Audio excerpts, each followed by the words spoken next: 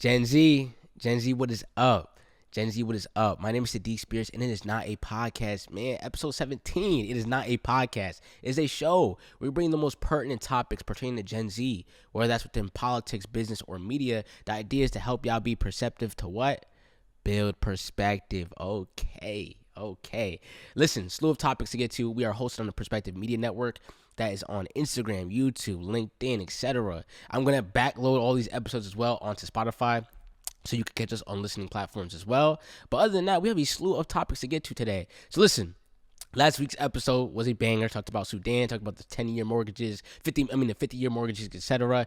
This week, they have voted to release the Epstein Files, and it's been signed off by Trump. We're going to talk a little bit about that. The Trump has called for the Dems to be hung or executed, death, etc. Talk about that. Nursing programs, nursing students. First of all, listen up. This is crazy.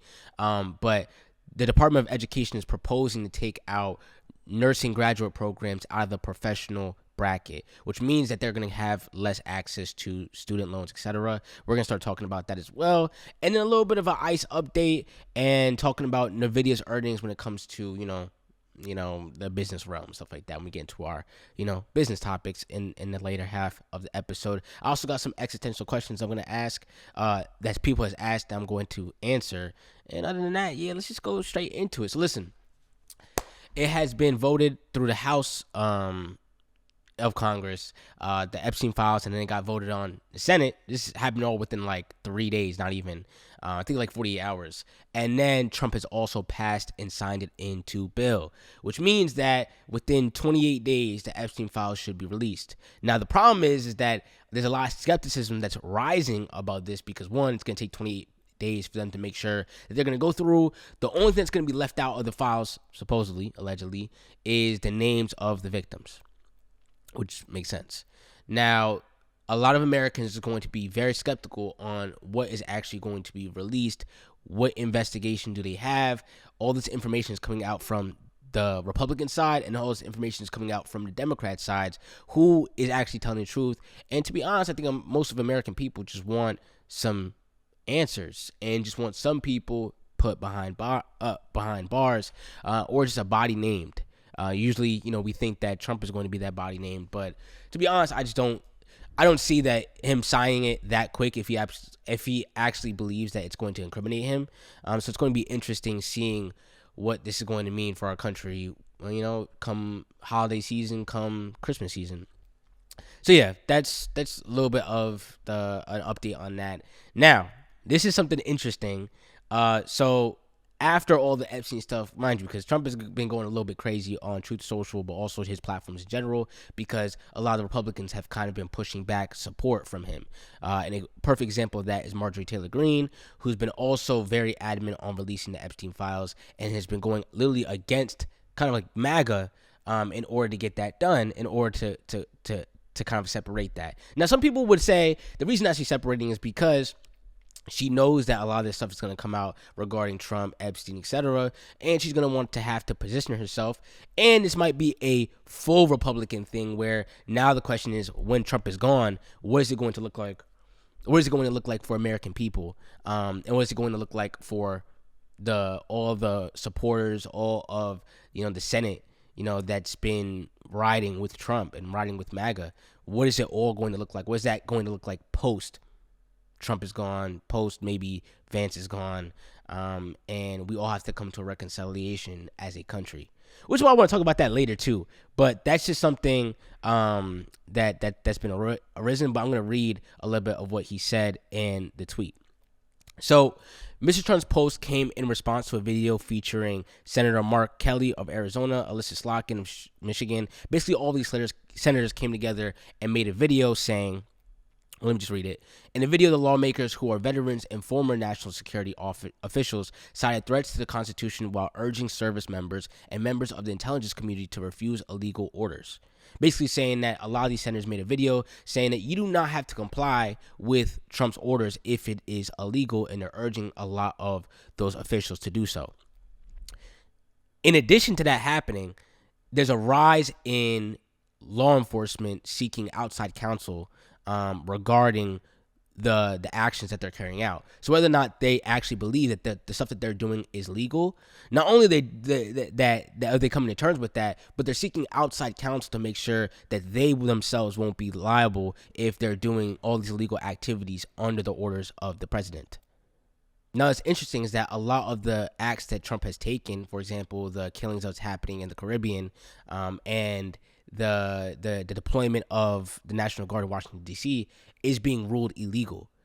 So not only is he carrying out illegal acts and making law enforcement do so, but at the same time that that's happening, law enforcement is now seeking outside counsel to make sure that they are good. Because if any of this starts coming down and Trump goes down or whatever, then they might have to be held liable as well because they swore an oath to the Constitution, not necessarily the president. Okay. Aside from that, this is what he said. He posted himself in the morning of November 20th, 10/21, seditious behavior punishable by death. Death is in caps at the end. I'm not joking. This is a True Social post right here. Punishable by death, speaking to the senators. He also reposted something that said, hang them, George Washington Wood. Now, I'm not one to be policing too much over like crazy words, or harsh words or whatever, because I do think that we in politics too much we harp on the words. But specifically, our president should not be calling for the death of senators. Our president should not be calling for the death of lawmakers in general. I mean, like this, if this was on the other side, this would be 10 weeks of information, 10 weeks of news stories that's going on. Even though it is a news story right now, I'm just saying that like this is a problem. Like, yeah, he can't be as willy-nilly with his rhetoric as me or a media professional or whatever, a journalist. Like that's he should have some more decorum with that. And to think that a president can say, hang the senators, it can repost something that's calling for the senators to be hanged or hung is nuts. It's nuts. That's overall. And especially just knowing that like a lot of the stuff that's being, that's coming up, the actions that he's taking has been overturned. It's now being overturned. Texas just got overturned. That's crazy. First of all, another thing of news. The Texas, remember when I talked about Louisiana and redrawing maps, right? And in Louisiana, they're fighting over congressional maps. And in California, Prop 50 just passed, allowing California to redraw maps to benefit Democrats. The only reason that they were doing the Prop 50 in California was because of Texas and them redrawing maps in Texas for Republicans.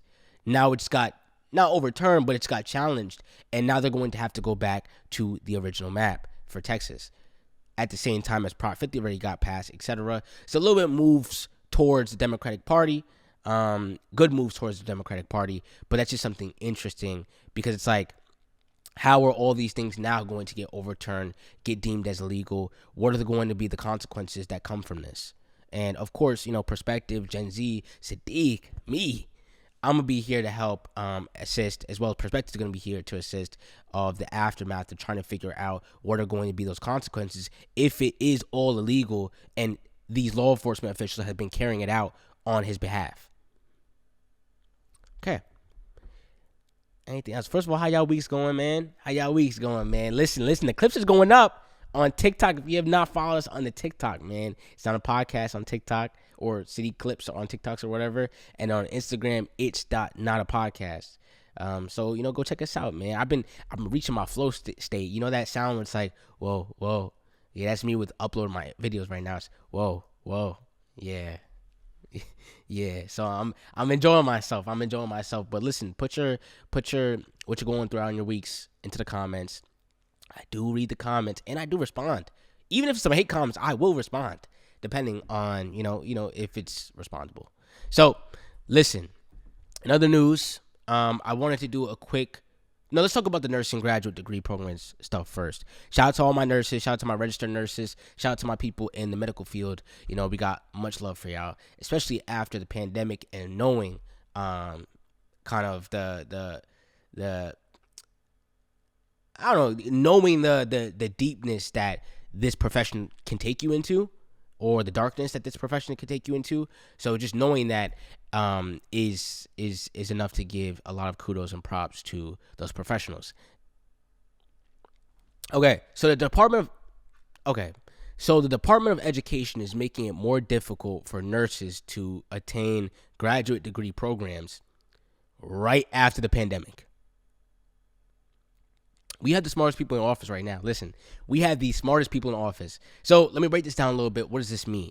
Right. So they're talking about Department of Education is proposing this, right? But they're talking about restructuring how the loan system is going to work when it comes to student loans. Now, what's in the professional degree loan limits, the high bucket, is MD, medical doctor, DO, osteopathic medicine, JD, law, dentistry, pharmacy, veterinary medicine. But what's gotten taken out of that band, that bucket, is nursing programs. So that's a physician's assistant or an what was it? An ANA? Whatever, DNP programs, master programs for nurses, right? That is getting taken out of that professional bucket, which means that they're not going to be able to have uncapped loans, and they're not going to be able to take out as much loans as those medical professionals. Now, I mean, first of all, there's multiple ways to even talk about this. One, they value this. I mean, they value veterinary medicine over nursing graduate degree programs, which is insane. Aside from that, to think that medicine in general is a extremely expensive field to get into, right? It takes a lot of money to go to those programs. Those programs might cost you upwards of, for MSN, 60 to 120K, 90 to 150K for a DNP. There's a lot. All these programs cost a lot of money. The problem is that when you have capped borrowing limits, right? Let's say you can only borrow 120,000, but your program in total might cost 150,000. That is a problem, right? Especially for lower income people. You got to think about this. I mean, you don't have 30,000, 20,000, 10,000 just laying around so you could be able to pay this stuff. In addition to that, let's say you have already a nursing degree, right? I would be pissed right now if I have a nursing degree, and now I'm coming to find out that they've taken it out of the bounds. But let's say you have a nursing degree. You're talking about mobility, right? Like, how are you going to go get that $130,000 price tag or salary versus a $80,000 salary, right? This is going to start delaying your process from going from a regular nurse just graduated into what are going to be the next steps for me to become a little bit or to begin to earn higher. Yeah, man, it's interesting. It's interesting because why would you do that after the pandemic, right? Like, we know that nursing was in a significant shortage. It just seems like a complete blow to that industry. We also know that minorities are in the nursing profession. We also know women are primarily in the nursing profession. So, and it's a vital part of our workforce, So I just don't understand why that would be taken out of that professional bucket, but veterinary medicine is left in. I'm sorry, I mess with animals, but not over people, and especially not over our nurses. And knowing that medicine field is so expensive to get into, those programs are so expensive, to cap out those loans, which means that most lower income people are not going to be able to get those graduate programs. They're not going to be able to, one, qualify for some loans, or two, be able to even cover what's outside of those loans. So it's just going to discourage people from getting in. Now, when we get to the conversation of why politics matters sometimes, right? Now, listen, the nurses, I know me some nurses. I know me some nurses that went to school with me, and I know me some nurses from back at home, right? Nurses come from all different walks of life. Could be high income, could be low income, but ultimately, they span into a lot of different types of Americans.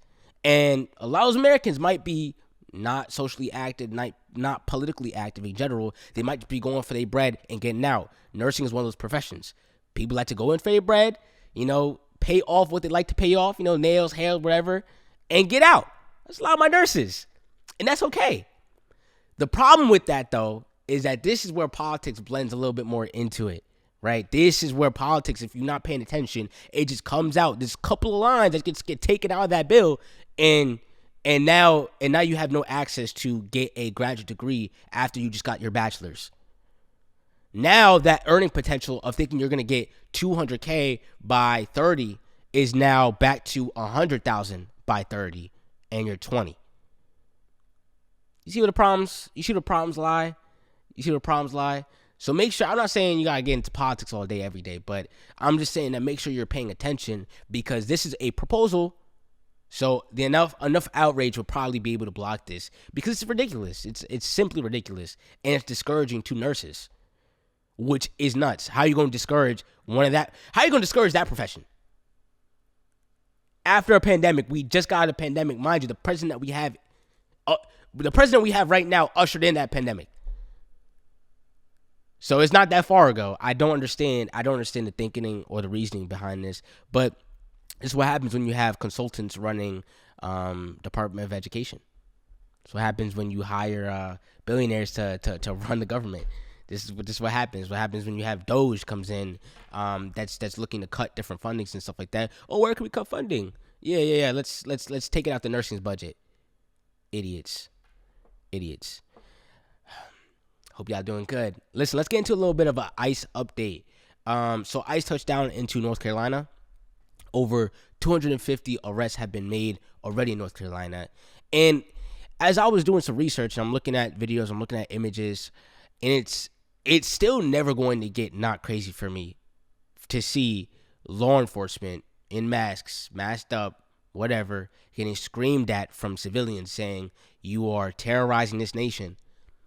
And seeing them go into buildings, businesses, schools, any sensitive area, and rip out families to go put them in detention camps that are overflown. They're at all-time highs, by the way.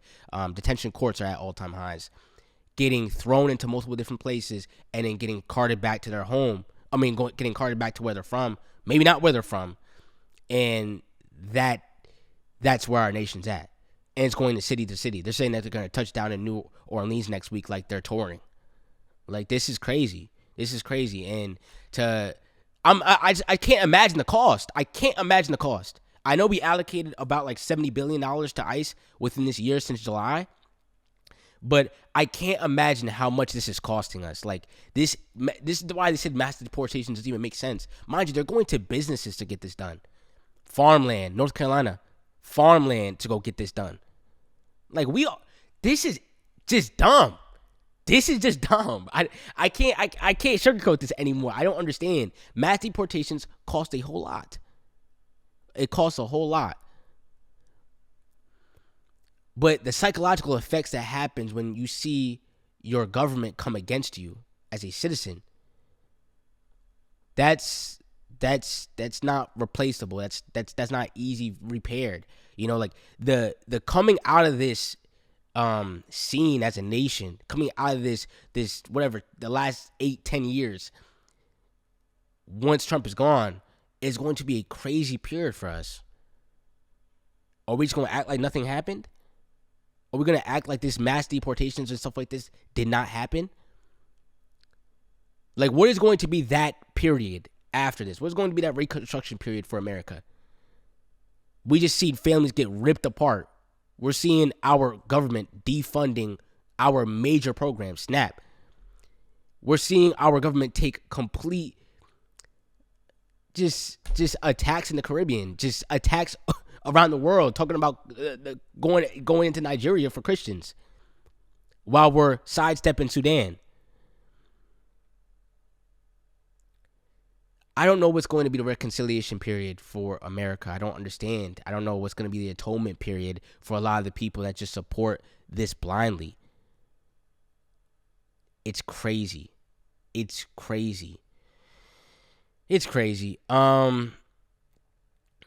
I'm gonna keep looking up. I haven't seen any concrete records on how much is being spent with ICE.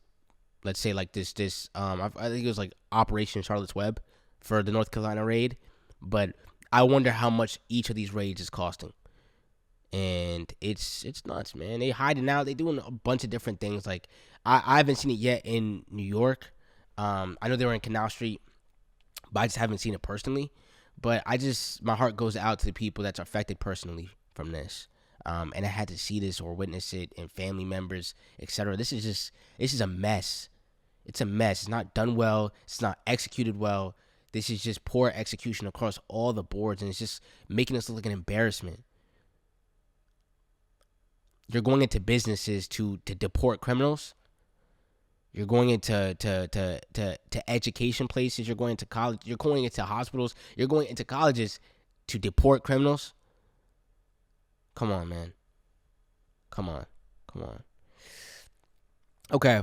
Lastly, it's on the board, but I got a couple of questions that I definitely do want to answer. But lastly, it's on the board is Nvidia earnings. So a little bit in a business snapshot. Okay, business snapshot. Listen, the stock market is tanking. It's tanking. It's looking scary right now. It's getting to November, a little chills right now, to be honest. And as a person that's in the market, actually, I got to check my stuff. Person that's in the market, I'm getting bled. But that's okay, because to be honest, valuations are way too high right now. Way too high. What does that mean? It means that for what the company rakes in revenue, the earnings that they make for each share, or how much. A better way to just say this is that the company is overvalued. Why is the company overvalued? It's because too many people have bought into the idea that this company is worth X when the company is really worth probably way below that. Simple. And that's what it means to be overvalued at the moment. And that's where we're at within the market. We have all of tech ridiculously overvalued. We have many different sectors overvalued. In the market in itself, the S&P 500 is overvalued comparatively to what we've been seeing, rate of change from the last 20 years, right? We've been going up way too much. And now they're saying it needs to come down. The question is whether or not this bubble, AI bubble, is going to pop, or the AI bubble is an actual thing. Is Nvidia overvalued? And it's why Nvidia is a perfect stock to focus on, because their earnings just came out a couple of days ago. What is Nvidia? Nvidia is a chip maker. I came to Nvidia, or I learned Nvidia when I was a kid building computers, and the graphics cards, the most expensive part of the computer was the graphics card, and that was owned by Nvidia.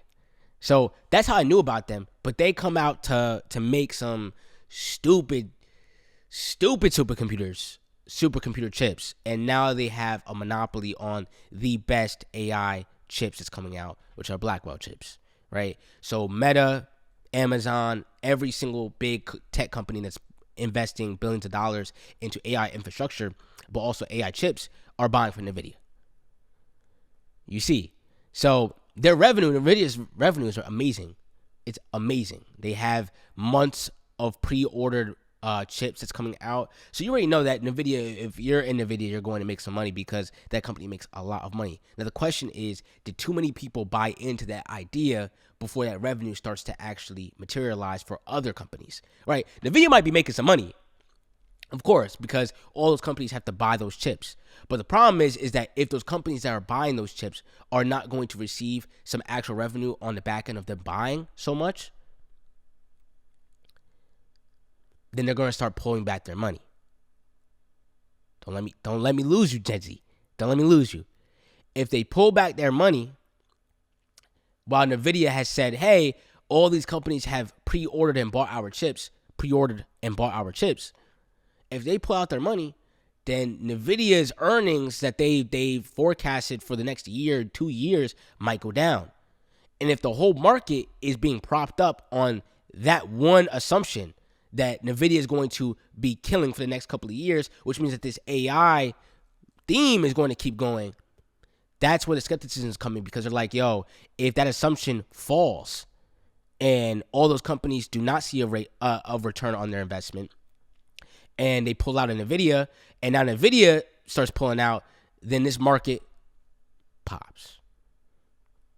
You see? Because then everybody's going to go for mass liquidity. They're all going to try to get out of their positions, get out of Nvidia, get out of their AI stocks, which you're seeing right now, and the market's going to topple.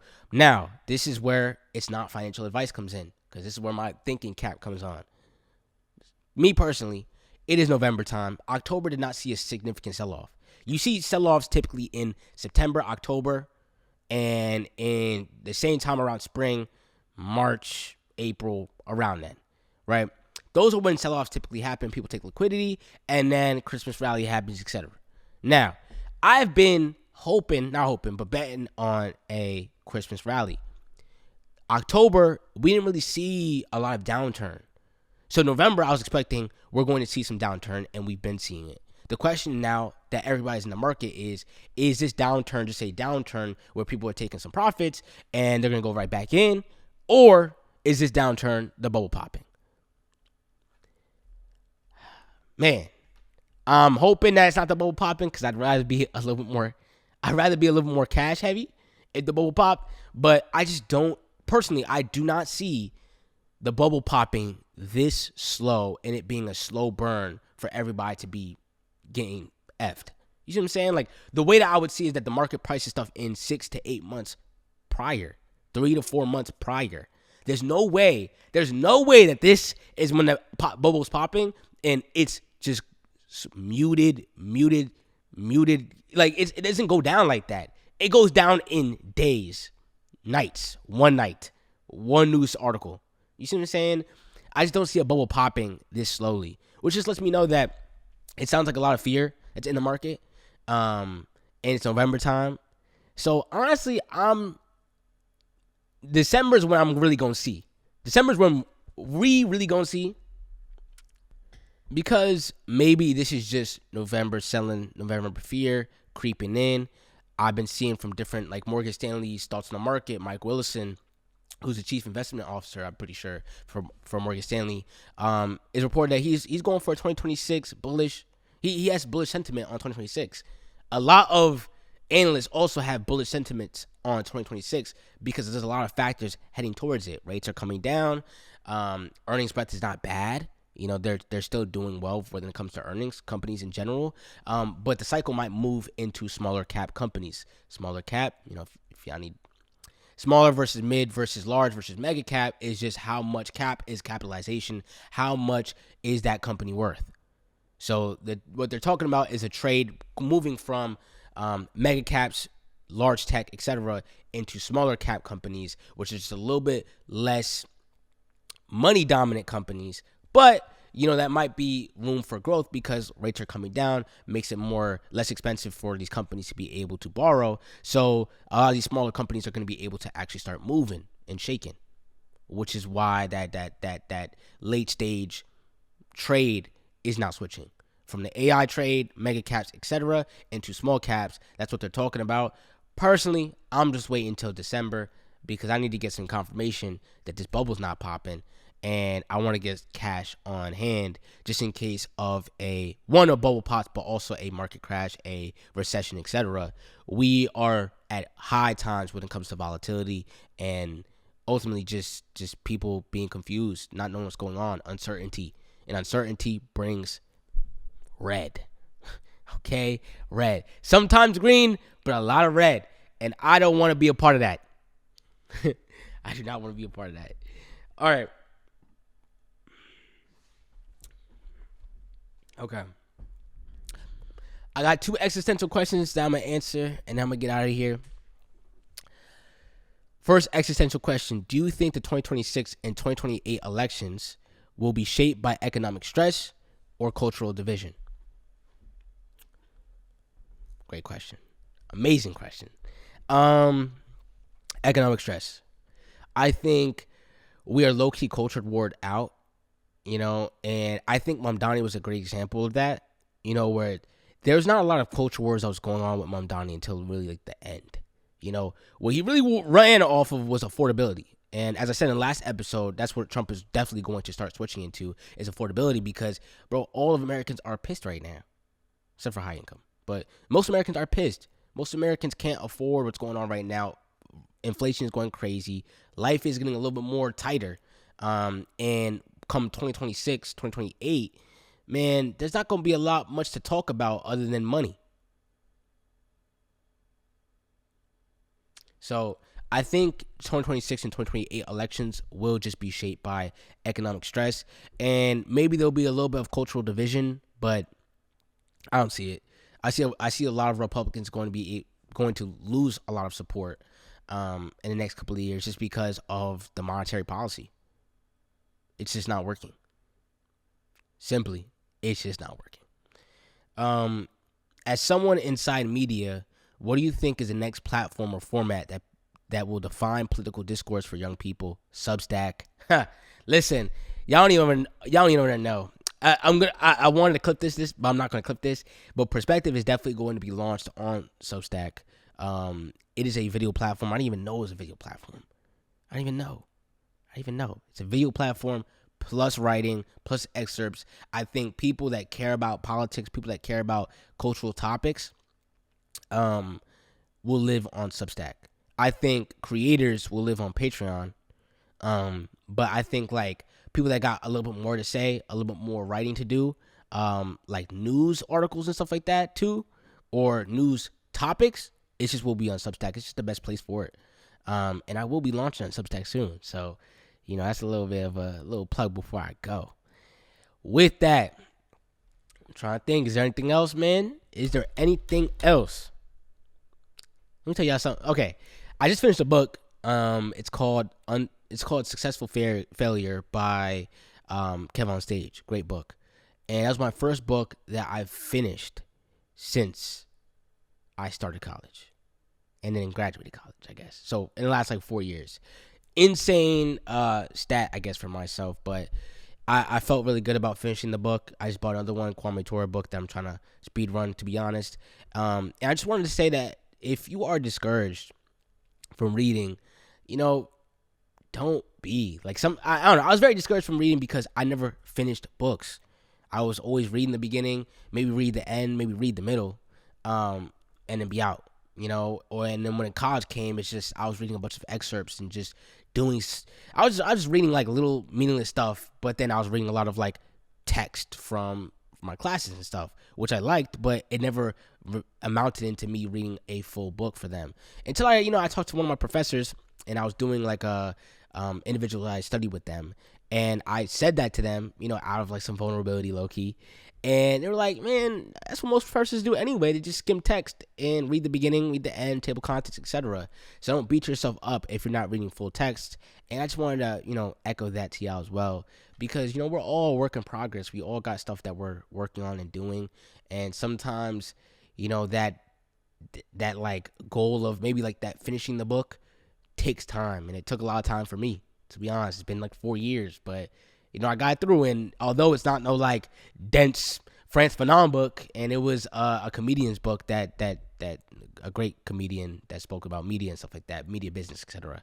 But it was necessary for me to feel that way, and I'm glad that my professor said that to me. That now I'm able to say to y'all. So just want to get that story off. With that, it is time for me to go. I'm tired. I will be here next week, of course. And I love y'all. With that, Gen Z is not a podcast, man. It is a show. And I will see y'all next week. Peace. What's good, Anais?